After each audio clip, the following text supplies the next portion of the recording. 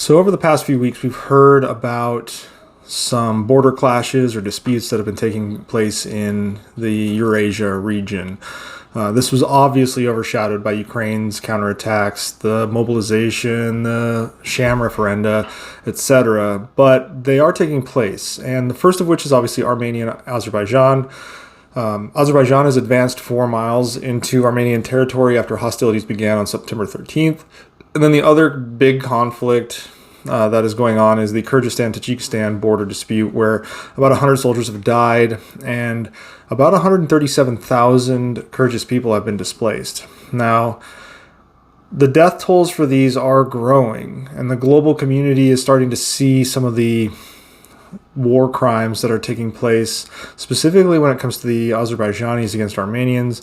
It showed signs of women being dismembered, elaborate torture, etc. This was confirmed by some U.S. intelligence agencies, and the U.S. House Speaker Nancy Pelosi visited Armenia about a week ago, where she expressed support and condemned the illegal and deadly attacks by Azerbaijan.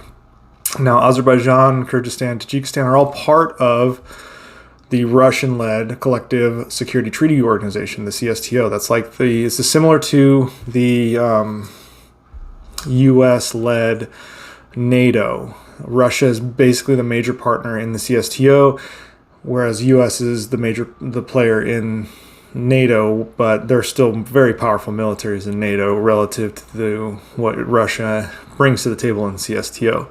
It's like if you were to order NATO on Wish, you would get the CSTO. So it is a military alliance, and it consists of 6 post-Soviet states, and 2 warring nations where they're fighting each other are a part of that, Kyrgyzstan and Tajikistan. They're warring with each other, and usually Russia steps in to provide mediation or tells them to, hey, knock it off. Well, that's not happening this time around. The poorly drawn Soviet-era borders set up a situation where there's resource conflict between those 2 countries, specifically in grazing land and waterlands. And because of that, they're fighting, and Russia, being bogged down in Ukraine, is not able to allocate resources to cease the fighting.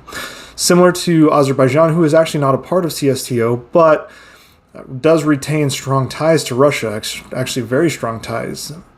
But these ties weren't enough to keep the last negotiated ceasefire from breaking down just recently.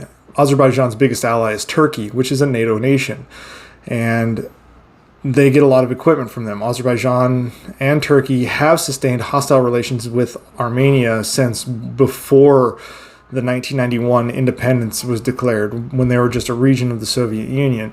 The majority Armenian enclave of Nagorno-Karabakh is a mountainous area, but it's highly contested. And it's currently in Azerbaijan, but Armenia has ethnic Armenians there. It's very much a situation that has a lot of history that Americans don't know about, or unfortunately, frankly, care about. So in the late 1980s and 1990s, a huge conflict saw 724,000 Azerbaijanis expelled from Armenia and Nagorno-Karabakh, and over 300,000 Armenians were expelled from Azerbaijan. The death toll reached up to about 30,000, and the majority of the casualties were civilians. And it was, interestingly, disproportionately affected the elderly on both sides because they couldn't leave, and it was just indiscriminate fighting amongst the civilian population. Ceasefires were set in motion by Russia. Additionally, the United States stepped in and participated in the ceasefires, but it was really Russia that was providing the stability there because they have more of a vested interest in the Eurasian continent. Now, with Russia's influence dwindling and the former Soviet bloc and basically falling apart, Russia's likely imminent collapse is fueling this. A series of epic missteps by Russia over the last 7 to 8 months has crumbled the Russian-backed stability in many of these Eurasian countries. Now, this includes Georgia, where the leadership of Georgia is discussing organized nationwide referendum to ask the question, do Georgians want to go to war with Russia? Now, it wasn't necessarily that they were providing stability. In fact, Russia was a source of instability within Georgia. But the leadership within Georgia have said it will let the people say whether it wants to open up a second front in Georgia against Russia. But the leadership is on board saying this is a highly desirable outcome. Now, much like the Ukrainians, the Georgians are no slouch. They actually operated in Afghanistan with the United States, as well as conducted large-scale training exercises with the U.S. Marine Corps twice a year. Now, the main thing to consider is an invasion, not necessarily into Russia, but against the former secession republics of Abkhazia and Northern Ossetia. Those are the two regions Georgia would go into. That's the two regions that they were breakaway secessionist republics that Russia backed and took away from Georgia. Georgia's going to want those back. Now, the time seems to be right for such rivalries to Russia to explode. And it's because these countries are now recognizing the weakness of Russia so they can take matters into their own hands. Hence, we get Azerbaijan attacking Armenia, Kyrgyzstan and Tajikistan engaged in hostilities, Georgia potentially wanting to go to war. And that's not it. This is a region that the United States largely ignores. So countries like Turkey and Russia have far more influence than the United States. With Russia largely stuck in the quagmire in Ukraine currently, they're not coming to the aid of Armenia. And with the backing of Turkey, Azerbaijan is going to get some very powerful equipment, such as those Bayraktar drones that we've seen used to such great effect by the Ukrainians against the Russians. In fact, Azerbaijan using Turkish drones and Turkish equipment in the last conflict with such a great effect, it led to the Armenian positions largely being completely destroyed within 6 weeks, and then a negotiated ceasefire took place. Now, side note for those of you that are in the military, you probably recognize the terrain of Azerbaijan because it's often used as a training map for fake conflicts between the Etropians and the Arianians. So those of you that know, with Armenia getting zero backing from Russia at this point, and almost only kind of like a glance from the United States, it looks like similar scenarios maybe play out in the Azerbaijan conflict with Armenia. The issue is Turkey's backing Azerbaijan, and Turkey's very powerful in the region. Even Belarus seems to have slowly sidestepped away from Russia, with the Baltic nations and Nordic countries very eager to peel Belarus away from Russia and remove Lukashenko as a leader. The U.S. will largely turn a blind eye to this taking place. They just don't care about Belarus. Lukashenko may be rolled up into war crime trials for support of Russia, even after many of these, as he was watching as many of these crimes came to light. He said, I'm cool with that, basically, with his support. Another area to consider is Moldova, a small subset country that is a secessionist area of Transnistria, used to belong to Moldova. Right at the end of the Soviet Union, the Russians intervened against Moldova to ensure Transnistria continued as a Russian-sponsored independent government.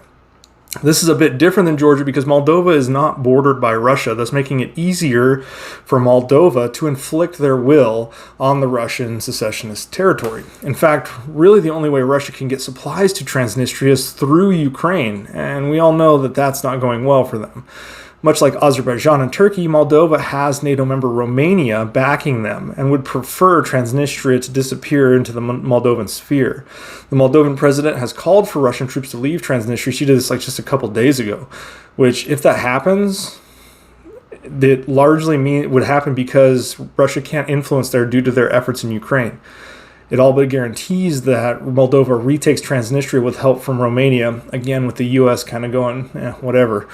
Finally, we have Syria, which over the last 2 days, we've seen a large increase in Israeli attacks and interdiction into Syrian territory against Russian-backed Assad regime targets, as well as against Iranian logistical centers that operate with Russia. The reason for this is twofold. First is that Russia has removed its air defense equipment and has shown that even if it keeps it there, its air defense equipment is pretty garbage. But it's moved a lot of these to the Ukrainian front. So Israel sees an opportunity. It's moving against the Assad regime, who is openly hostile to Israel, and they're doing it in a more dedicated manner. Again, the U.S., who has traditionally held the Israelis back from an all-out assault and escalations in Syria, are kind of like, it's your business, handle your business. And they're not really doing a whole lot.